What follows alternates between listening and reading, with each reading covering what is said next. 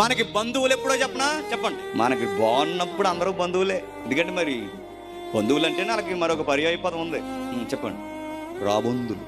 మనకి బాగున్నప్పుడే బంధువులు.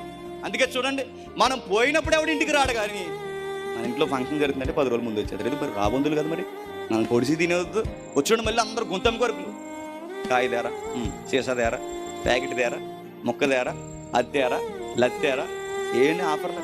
మన పొజిషన్ బాగుందనుకోండి, మన ఎమ్మెల్యే ఎంపీ అవ్వగానే కనీసం ప్రెసిడెంట్ అయిపోయి అనుకోండి, లోకల్ ప్రెసిడెంట్. ఇప్పుడు మన గురించి ఏం చెప్తారు తెలుసా?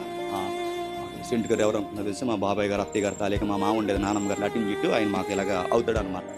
ఏదో బీరకెప్పేసి కలిపేస్తారు. ఎందుకు? మనకి పొజిషన్ ఉంది కాబట్టి. అదే మనకి ఏ పొజిషన్ లేదనుకోండి, ఆడా జేమ్స్ కాడా ఉండేవాళ్ళు అండి. ఆడ బంధువులకు కూడా మనం అవసరం ఉండదు.